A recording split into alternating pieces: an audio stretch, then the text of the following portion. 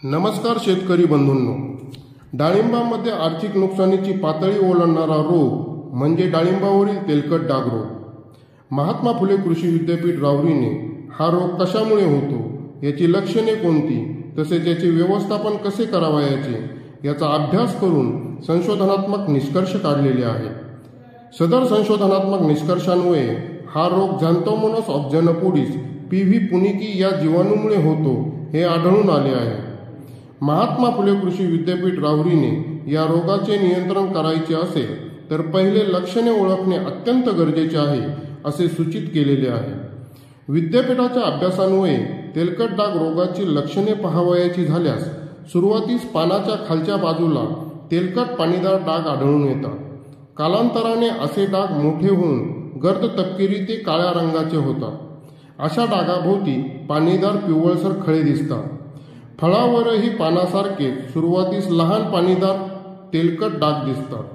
कालांतराने ते ठिपके मोठे होऊन काळपट तपकिरी दिसू लागतात आणि त्यावर उभ्या आडव्या भेगा पडतात.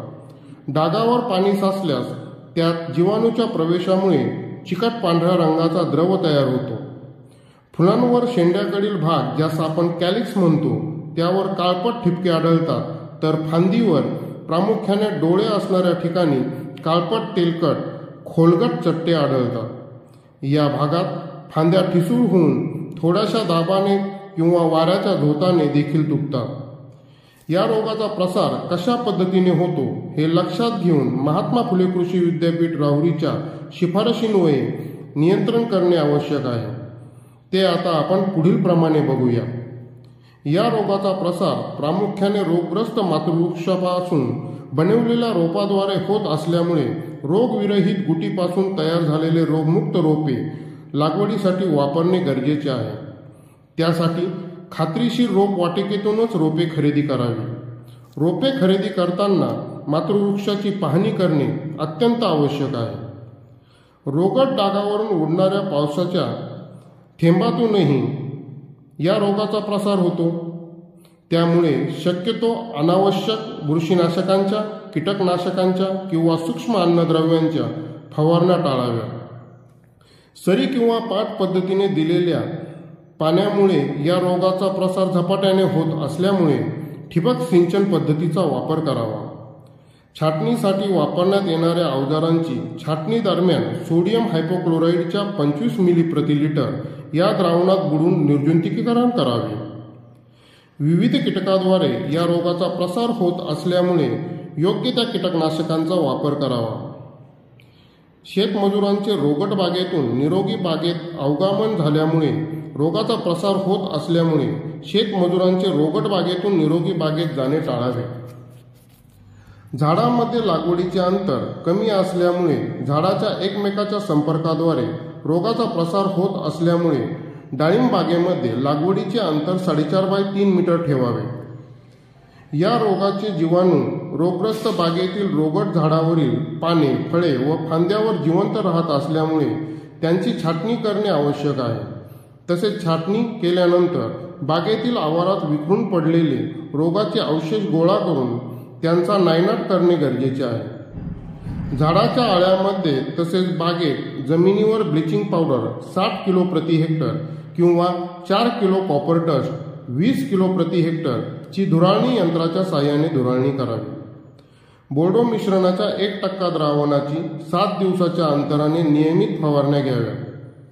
झाडाच्या खोडाला निंबोळी तेल अधिक 2-ब्रोमो 2-नायट्रोप्रोपेन 1,3 डायोल 95% 5 ग्रॅम अधिक कॅप्टन 50 WP 50 ग्रॅम एकत्र मिसळून त्यात तयार झालेला लेप द्यावा.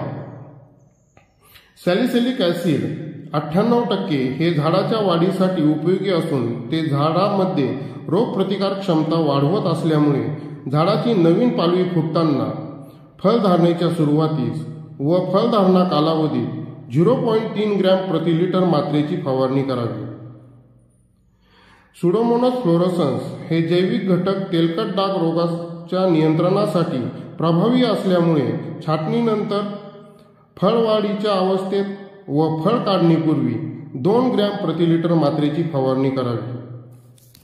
झाडामध्ये रोगप्रतिकार क्षमता तयार होण्यासाठी सूक्ष्म अन्नद्रव्यांच्या मिश्रणाची 2.5 ग्रॅम प्रति लिटर मात्रेची फवारणी फुलोऱ्यात येण्यापूर्वीपासून 1 महिन्याच्या अंतराने नियमित कराव्या. सॅलिसिलिक ॲसिड व सूक्ष्म अन्नद्रव्यांच्या फवारणीमध्ये 7 दिवसाचे अंतर ठेवावे.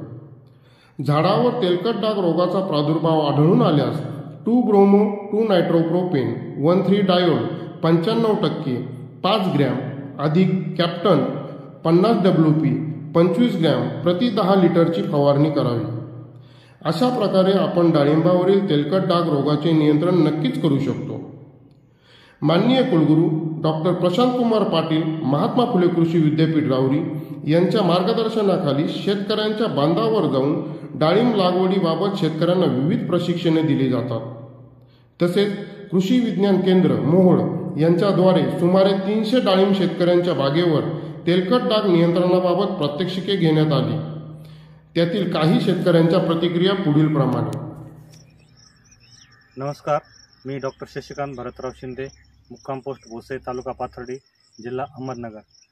आम्ही आमच्या डाळिंबाच्या प्लॉटमध्ये मागील 3 वर्षापासून तेल्या रोग नियंत्रणासाठी महात्मा फुले कृषी विद्यापीठ राहुरीने जे तंत्रज्ञान दिलेलं आहे त्याचा वापर करत आहोत आणि आम्हाला त्याचा अतिशय चांगला असा रिझल्ट आलेला आहे. धन्यवाद. नमस्कार, मी श्री हरिश्चंद्र पंडित आहेर, राहणार सुभाषनगर, तालुका देवळा, जिल्हा नाशिक. आम्ही मागील काही वर्षांपासून महात्मा फुले कृषी विद्यापीठ राहुरी यांनी दिलेल्या डाळिंबाबाबतच्या तेलाच्या गाईडलाईननुसार शेती करतो आहे. त्याच्यात उत्कृष्टपणे तेलाचे नियंत्रण मिळत आहे आणि फळांची क्वालिटी पण चांगली मिळत आहे. धन्यवाद.